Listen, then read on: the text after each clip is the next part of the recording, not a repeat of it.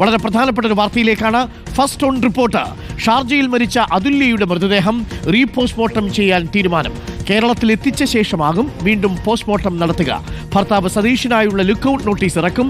അതുല്യയുടെ മരണം അന്വേഷിക്കുന്ന പ്രത്യേക സംഘം ഇന്ന് ചേരും. അതേസമയം സതീഷിന്റെ പാസ്പോർട്ട് ഷാർജ പോലീസ് കസ്റ്റഡിയിലെടുത്തു. Big breaking. സതീഷിന്റെ ഫോൺ പരിശോധിക്കും. ദിലീപ് ദേവസ്യയുടെ കൂടുതൽ വിവരങ്ങളുമായി. ദിലീപ് ദേവസ്യ, വളരെ പ്രധാനപ്പെട്ട വിവരങ്ങളാണ് വരുന്നത്. അതുല്യയുടെ മരണത്തിൽ വളരെ പെട്ടെന്ന് തന്നെ നീക്കങ്ങൾ ഉണ്ടാവുന്നു. വിഭജികയുടെ മരണത്തിൽ സാധ്യമാകാതിരുന്നത് അതുല്യയുടെ മരണത്തിൽ സാധ്യമാവുകയാണ്. കാരണം അയാൾക്കെതിരെയുള്ള കേസ് കേരളത്തിൽ എടുത്തെങ്കിൽ പോലും വിഭജികയുടെ ഭർത്താവിന്റെ കാര്യത്തിൽ പാസ്പോർട്ടൊന്നും പിടിച്ചു വെച്ചില്ല. പക്ഷേ ഇവിടെ സതീഷിന്റെ പാസ്പോർട്ട് ഇപ്പോൾ പിടിച്ചു വെച്ചിരിക്കുന്നു എന്നാണ് മനസ്സിലാക്കുന്നത്. അയാൾക്കെതിരെ നടപടിയുണ്ടാവും. റീപോസ്റ്റ്മോർട്ടത്തിനുള്ള സാധ്യത തെളിയുകയാണോ ദിലീപ്?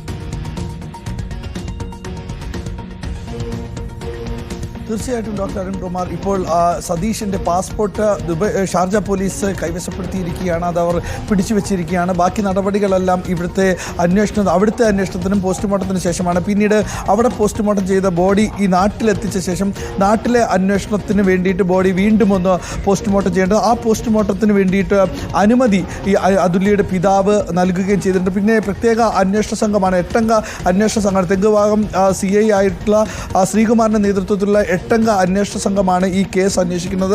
ഇത് നേതൃത്വം നൽകുന്നത് കരുനാഗപ്പള്ളി ASP അഞ്ജലി ഭാവനയാണ്. ഇപ്പോൾ നമ്മളോടൊപ്പം ഈ അതുല്യയുടെ പിതാവ് ചേരുന്നുണ്ട്. ഇന്നലെ അന്വേഷണ സംഘം ഇവിടെ എത്തി ഈ കാര്യങ്ങൾ, അതായത് റീപോസ്റ്റ്മോർട്ടം ചെയ്യാൻ അനുമതി ചോദിച്ചിരുന്നു. ആ അനുമതി നൽകിയിട്ടുണ്ട്. തീർച്ചയായിട്ടും അങ്ങനെ ആവശ്യമായിട്ട് വന്നാൽ അത് ചെയ്യണമല്ലോ. മറ്റൊരു രാജ്യത്ത് പോസ്റ്റ്മോർട്ടം ചെയ്യുന്നില്ലയോ. അപ്പോൾ എന്തെങ്കിലും ഉണ്ടെങ്കിൽ അറിയാമല്ലോ. ഇപ്പോഴത്തെ ലോകമല്ലേ, നമുക്കൊന്നും പറയാനൊക്കത്തില്ല. അപ്പോൾ അതുകൊണ്ട് റീപോസ്റ്റ്മോർട്ടം ചെയ്യുന്നത് ആവശ്യമാണെങ്കിൽ ചെയ്യണം. അതിന് ഇപ്പോൾ അഖില ഷാർജ പോലീസിൽ പരാതി നൽകാൻ പോകും. അങ്ങനെ പറഞ്ഞോ? എനിക്കറിയില്ല അതിനെപ്പറ്റി. ഇന്ത്യൻ കോൺസുലേറ്റ് വഴി അവിടെ ഷാർജയിൽ പരാതി നൽകുന്നു. അങ്ങനെ അതിനുവേണ്ടിയുള്ള നീക്കങ്ങൾ നമ്മൾ ചെയ്തിരുന്നു. പേപ്പറുകളൊക്കെ ശരിയാക്കി അയച്ചിട്ടുണ്ടായിരുന്നു നമ്മൾ, ഡോക്യുമെൻ്റൊക്കെ അങ്ങോട്ട്. ഇപ്പോൾ ഷാർജ പോലീസ് ഇദ്ദേഹത്തിൻ്റെ മൊബൈൽ അടക്കം കസ്റ്റഡിയിലെടുത്തിരിക്കുക, പാസ്പോർട്ട്, ഈ സതീഷിൻ്റെ പാസ്പോർട്ട് അടക്കം കസ്റ്റഡിയിലെടുക്കുകയും ചെയ്തു. പോലീസിൻ്റെ ഒരു സംശയം തോന്നിയിട്ടുണ്ടെന്നാണ്. എങ്ങനെ സംശയം എന്ന് പറഞ്ഞാൽ അത് അവരുടെ മരണത്തിൽ, കാരണം അത് വലിയൊരു കട്ടിലുണ്ടായിരുന്നു. ആ കട്ടിലടക്കം 3 പേർ പിടിച്ചാൽ പൊന്താത്തൊരു കട്ടിൽ നീങ്ങിക്കിടക്കുന്നു.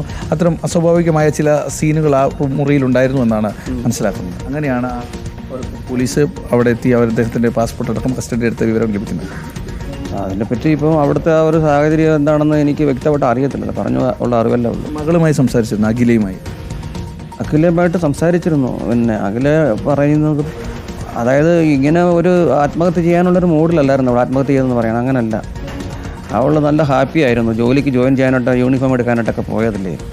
അവൾ സന്തോഷമായിട്ടിരുന്നു. ഒന്നവൾ പിറന്നാളുമായിരുന്നു. അങ്ങനെ പിന്നെ അങ്ങനെയുള്ള ഒരു അവൾ ഒരിക്കലും അങ്ങനെ ചെയ്യത്തില്ല. ഒന്നിൽ അവന് അപായപ്പെടുത്തിയിട്ടുണ്ടാവും. അവിടെ മർദ്ദനത്തിൽ എന്തെങ്കിലും ചിലപ്പം ബോധരഹിതയായോ അതെന്താണെന്ന് അന്വേഷണത്തിലൂടെ കണ്ടുപിടിക്കാനൊക്കത്തുള്ളൂ. അതിനുശേഷം എടുത്ത് കെട്ടിയതാണോ എന്താണെന്ന് അറിയാൻ പറ്റത്തില്ലല്ലോ. അതെ, സ്വാഭാവികമായിട്ടും നമ്മൾ പ്രതീക്ഷിക്കുക തന്നെ വേണം ദിലീപ്. നേരത്തെ വന്ന ഓഡിയോ സന്ദേശങ്ങളും ദൃശ്യങ്ങളും ഒക്കെ അതിനുള്ള തെളിവുമാണ്. സ്വാഭാവികമായും ന്യായമായും അതുല്യയുടെ അച്ഛനത് സംശയിക്കാവുന്നതേ ഉള്ളൂ. ആ കുടുംബത്തിന്റെ സംശയം തീരണം, ആ കുടുംബത്തിന് നീതി കിട്ടണം, അതുല്യക്ക് നീതി കിട്ടണം എന്ന കാര്യത്തിൽ ഒരു സംശയവുമില്ല.